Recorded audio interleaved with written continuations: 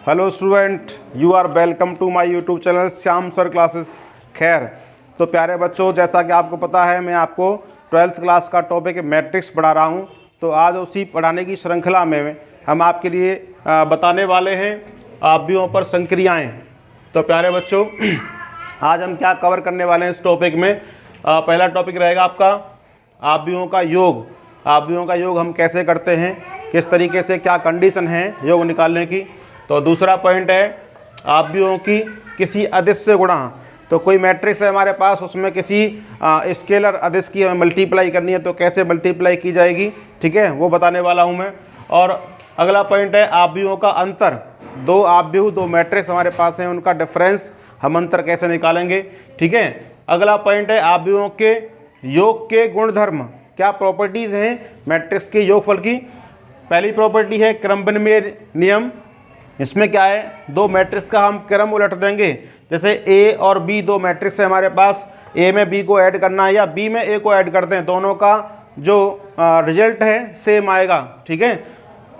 अगला है साहचर्य नियम। साहचर्य नियम क्या होता है, ए प्लस बी एक ब्रैकेट में प्लस सी, चाहे हम पहले ए प्लस बी यानी ए और बी को ऐड करें, बाद में सी को ऐड करें, जो रिजल्ट प्राप्त होगा हमको वही रिजल्ट ए को अलग रखें, बी और सी को पहले ऐड कर लें, फिर उसमें ए ऐड करें, तब भी रिजल्ट वही आएगा, ठीक है ना। तो यानी ए प्लस बी एक ब्रैकेट में, बाहर सी इक्वल ए बाहर है ब्रैकेट में, प्लस ब्रैकेट में है बी प्लस सी, दोनों का रिजल्ट सेम आएगा। इसको बोलते हैं साहचर्य नियम। आव्यूहों का गुणन कैसे करेंगे ये भी हम डिस्कस करने वाले हैं। तो चलिए देर नहीं करते हुए हम आपको ले चलते हैं। पहला पॉइंट है हमारा आव्यूहों का योग। चलिए, तो पहला पॉइंट है हमारा आव्यूहों का योग।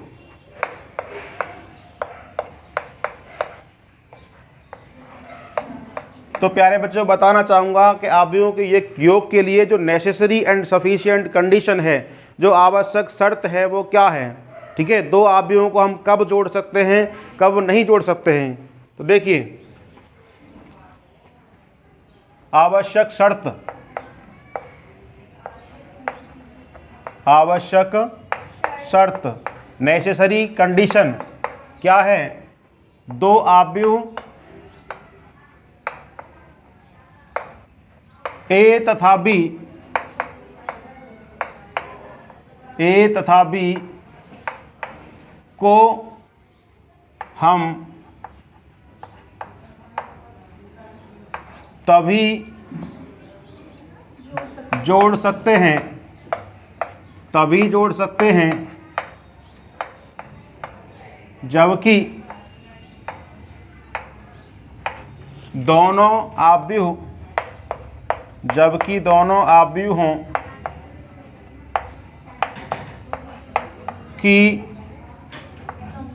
कोटि समान हो, कोटि समान हो। बात समझ में आई। दो मैट्रिक्स को हम तभी ऐड कर सकते हैं जब दोनों मैट्रिक्स की क्या समान हो, कोटि समान हो। अगर कोटि समान है तो हम उसको जोड़ सकते हैं। अब जोड़ेंगे किस तरीके से, जैसे ए बराबर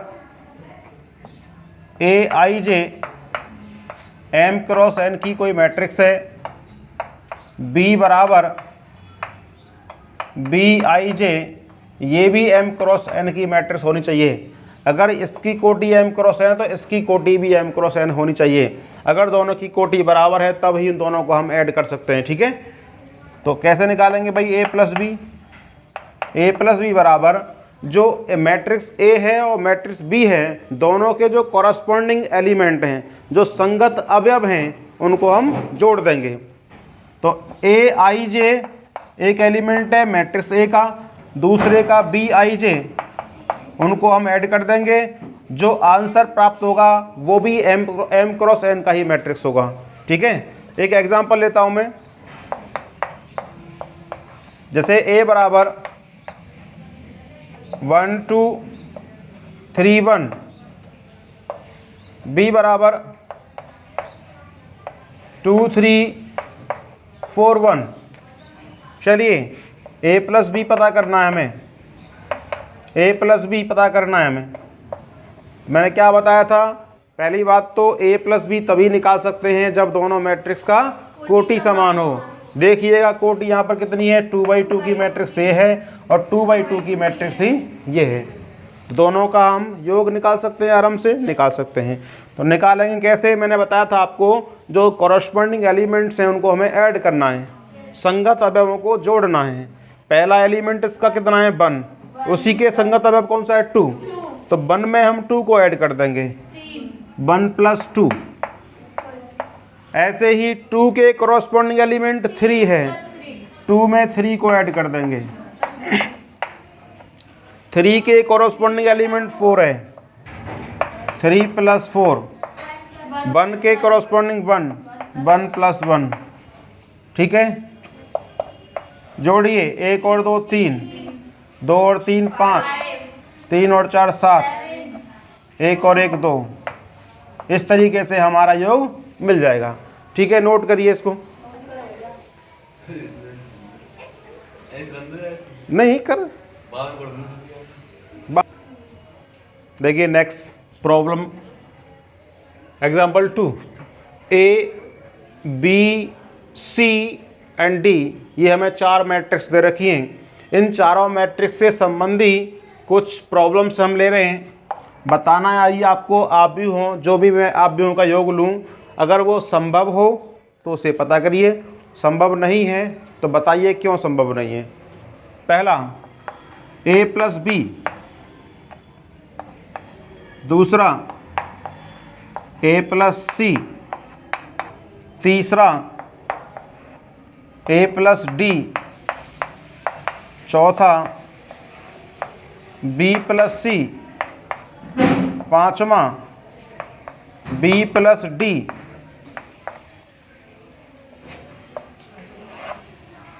छठवां, सी + डी। ठीक है, तो आपको बताना है कि कौन कौन पॉसिबल है, कौन कौन पॉसिबल नहीं है।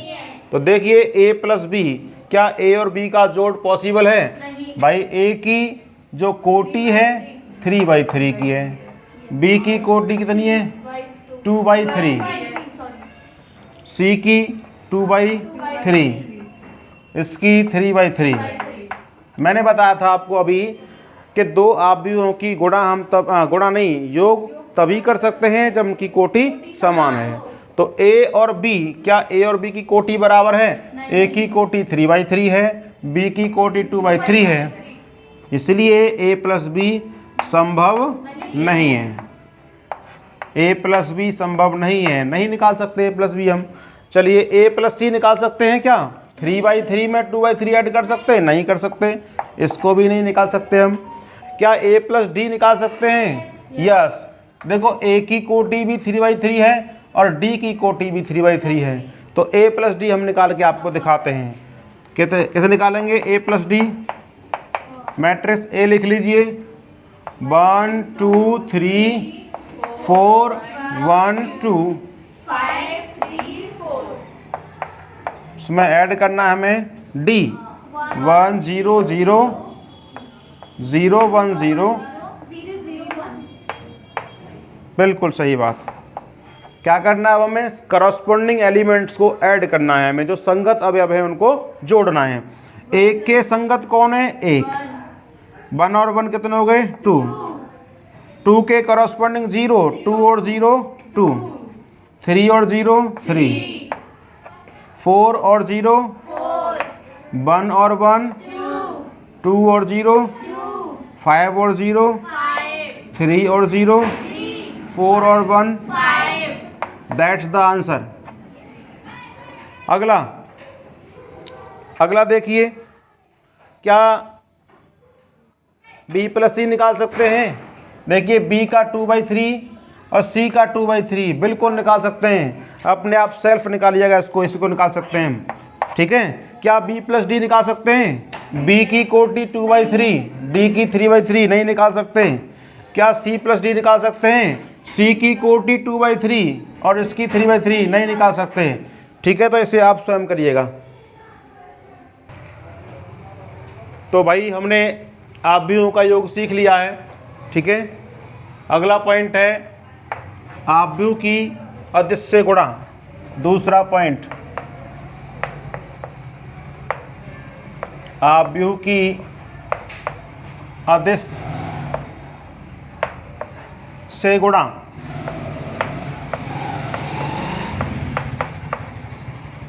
अदिश मतलब कोई स्केलर क्वांटिटी, कोई संख्या, कोई नंबर, किसी नंबर की किसी मैट्रिक्स में मल्टीप्लाई कैसे करेंगे। देखिए, जैसे मान लिया हमने, माना A बराबर AIJ M क्रॉस N का कोई आव्यूह है, तो किसी मैट्रिक्स A में किसी कांस्टेंट K की जो मल्टीप्लाई होगी, KA, मैट्रिक्स A में K की जो मल्टीप्लाई होगी वो कुछ इस तरीके से की जाएगी कि जो भी उसके अंदर एलिमेंट आ रहे हैं, जो भी उसके अंदर एलिमेंट आ रहे हैं, प्रत्येक एलिमेंट में K की मल्टीप्लाई कर देंगे। K into AIJ M cross N। मतलब कहने का मेरा ये है कि किसी आव्यूह में किसी कांस्टेंट K की मल्टीप्लाई करने का मतलब, यानी किसी नंबर का मल्टीप्लाई करने का मतलब ये है कि आपको आव्यूह के ईच एंड एवरी एलिमेंट में K की मल्टीप्लाई यानी किसी कांस्टेंट की मल्टीप्लाई करनी है, यानी प्रत्येक अवयव में आपको उस अदिश की गुणा करनी होगी, ठीक है। तो देखिएगा एग्जाम्पल, जैसे A बराबर मैट्रिक्स मेरे पास 1 2 3 4 है, मुझे मान लीजिए 2A की वैल्यू निकालनी पड़ जाए, यानी आव्यूह A में 2 की मल्टीप्लाई करनी पड़ जाए, तो मैं क्या करूँगा, 2 की मल्टीप्लाई मैट्रिक्स में करूँगा 1 2 3 4। तो 2 की मल्टीप्लाई मुझे ईच एंड एवरी एलिमेंट में करनी पड़ेगी, यानी प्रत्येक अवयव में आपको 2 की गुणा करनी पड़ेगी। 2 एकम 2, 2 तीये 2 दूनी 4, 2 तीये 6, 2 चौके 8। ये आपको आंसर मिल जाएगा, ठीक है। Example number 1। एग्जाम्पल नंबर 2, यदि A बराबर या B बराबर, मान लीजिए B बराबर 1 2 1 3 1 2 2 4 1, हमको निकालना है 4A का 4B की वैल्यू निकालनी है हमें। 4B की क्या करेंगे, तो 4 की मल्टीप्लाई इस मैट्रिक्स में कर देंगे हम। 1 2 1 3 1 2 2 4 1 करिए। 4 1 जा 4, 4 2 जा 8, 4 1 जा 4, 4 3 जा 12, 4 2 जा 8, ठीक है। यही इसका आंसर है, नोट कर लीजिए। चलिए नेक्स्ट पॉइंट है हमारा आव्यूहों का अंतर। अंतर मतलब डिफरेंस या घटाव, दोनों को कैसे घटाएंगे, दो मैट्रिक्स को कैसे घटाएंगे भाई। जिस तरीके से हम योग निकालते हैं ना, उसी तरीके से आपको अंतर निकालना है। जैसे हमने करस्पॉन्डिंग एलिमेंट को जोड़ा था, वैसे ही करस्पॉन्डिंग एलिमेंट का हम डिफरेंस निकाल लेंगे। एग्जाम्पल ले लेते हैं, एग्जाम्पल के थ्रू उसको समझने की कोशिश करते हैं। अगला पॉइंट है आव्यूहों का अंतर। आव्यूहों का अंतर, डिफरेंस कैसे निकालेंगे। से A बराबर मान लीजिए 1 2 3 4 5 6, ये मैट्रिक्स है आपकी 2/3 की। जिस तरीके से आव्यूहों के योग के लिए कंडीशन थी कि कोटि समान हो, वैसे ही आव्यूहों के अंतर के लिए भी कोटि समान होनी चाहिए। तो B बराबर मैट्रिक्स है 0 1 2 2 1 5, इनका डिफरेंस निकालना है हमें, A माइनस B करना है। तो क्या करेंगे, A के कॉरस्पॉन्डिंग एलिमेंटों में से B के जो कॉरस्पॉन्डिंग एलिमेंट हैं घटा देंगे।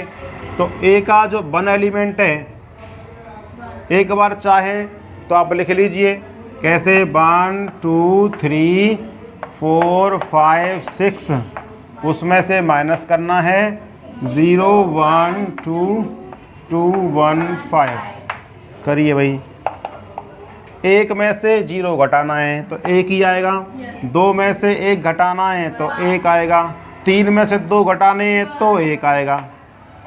4 में से 2 घटाएंगे तो 2 आएंगे। 5 में से 1 घटाएंगे तो 4 आएंगे। 6 में से 5 घटाएंगे तो 1 आएगा। यही इसका आंसर है। ठीक है, एक एग्जाम्पल के थ्रू और बताता हूँ। ठीक है, पहले इसको नोट कर लीजिए। देखिए एक और एग्जाम्पल ले लिया मैंने दूसरा। इसमें कैसे करेंगे हम a माइनस बी। तो पहले a के एलिमेंट देख लेंगे 1 2 3 4 5 6 माइनस b के एलिमेंट -1 0 -2 3 -1 2। वही काम करना है हमें। 1 में से घटाना है -1। देखिए माइनस माइनस डबल आ रहा है यहाँ पर। ये वाला माइनस अंदर के जो साइन है ना उनको चेंज कर देगा। नहीं तो आप ऐसे करिए 1 में से घटाइए -1। बोलिए 1 में से घटाएंगे -1, एलिमेंट मिल जाएगा हमको। 2 में से घटाएंगे 0, 2 - 0। 3 में से घटाएंगे -2 तो 3 - -2। ठीक है। 4 में से घटाएंगे 3, 4 - 3। 5 -1,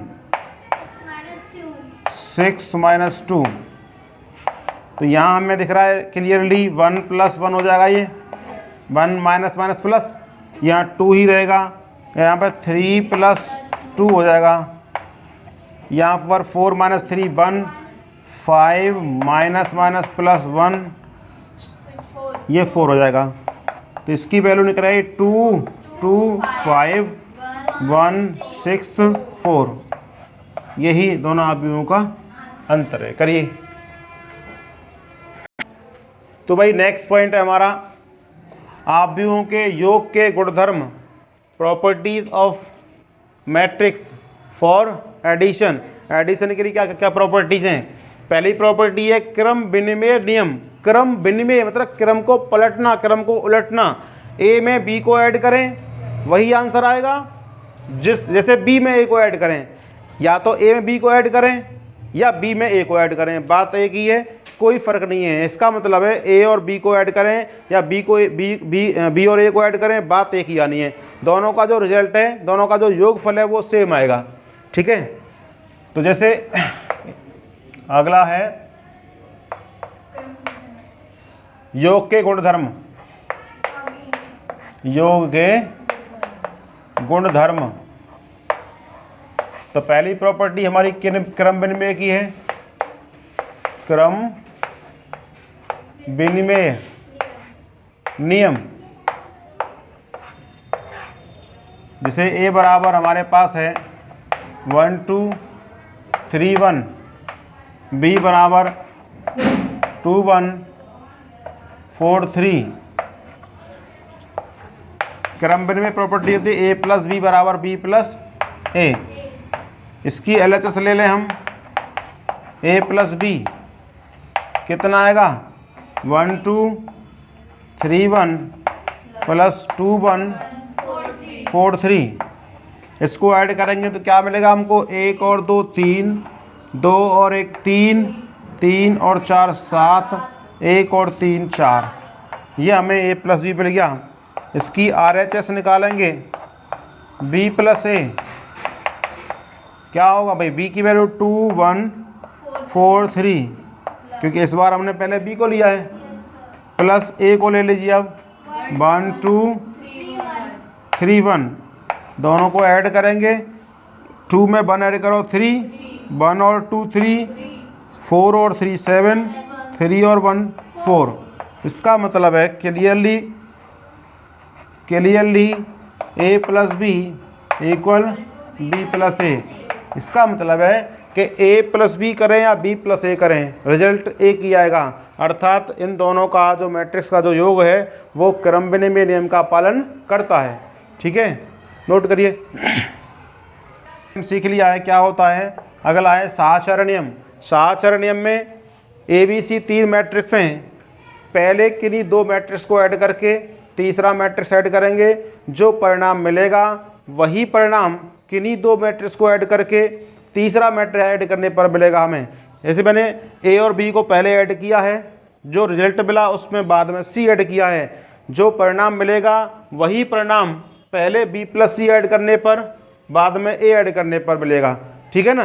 कहने का मतलब मेरा ये है कि दो मैट्रिक्स कोई सी भी पहले ऐड कर दीजिए, है ना, तो आपको परिणाम जो है सेम ही मिलेगा। तो आप सेम करिएगा इसको, ए प्लस बी प्लस सी। देखिए ए प्लस बी को पहले ऐड कर लें बाद में सी, या ए को बाद में ऐड करें पहले बी प्लस सी को ऐड कर लें, रिजल्ट दोनों का सेम ही आएगा। एक एग्जांपल आप करिएगा, ए बराबर 1 2 3 4, बी बराबर 2 1 4 3, सी बराबर 1 1 2 4।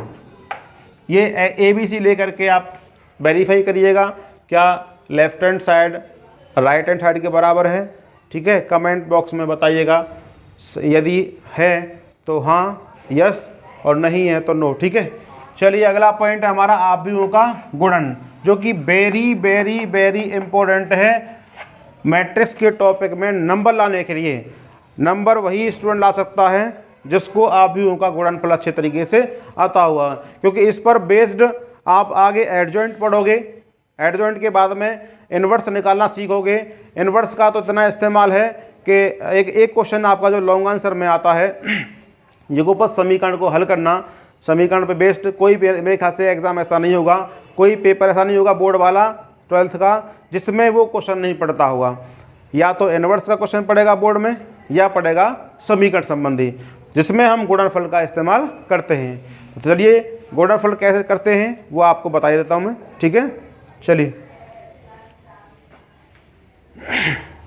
का गुणन, आव्यूहों का गुणन, जिस तरीके से मैंने आपको बताया था आव्यूहों का योग कैसे निकाला जाता है, आव्यूहों का गुणन के अंतर कैसे निकाला जाता है, आव्यूहों की किसी अदिश से गुणा कैसे करते हैं, इनके लिए जो आवश्यक शर्त थी वो क्या थी, ऐसे ही गुणनफल के लिए एक आवश्यक शर्त है, वो शर्त यदि फॉलो होगी तो ही गुणनफल हम कर सकते हैं, अदरवाइज हम गुणनफल नहीं निकाल सकते। तो शर्त क्या है, नेसेसरी एंड सफिशिएंट कंडीशन, यानी आवश्यक शर्त।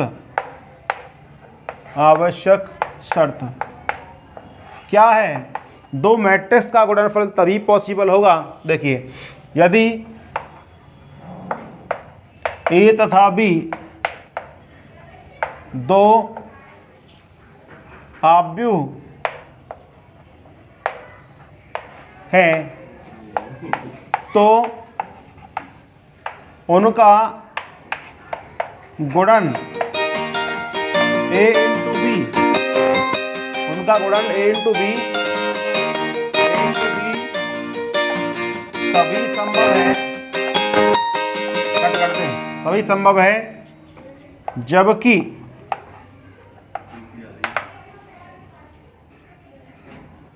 ए में स्तंभों की संख्या, ए में स्तंभों की संख्या बराबर बी में पंक्ति की संख्या, ए में स्तंभ और बी में पंक्ति। बात समझ में आ रही है? नहीं आई सर। ए और बी का जो गुणनफल है ए इंटू बी तभी पॉसिबल है, तभी संभव है जब ए में स्तंभों की संख्या और बी में पंक्तियों की संख्या बराबर हो, है ना। अर्थात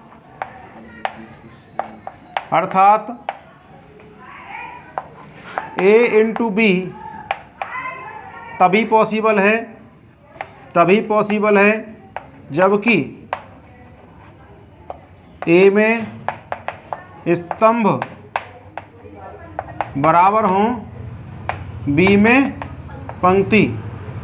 ठीक है, कैसे, एक एग्जांपल लेते हैं, जैसे ए बराबर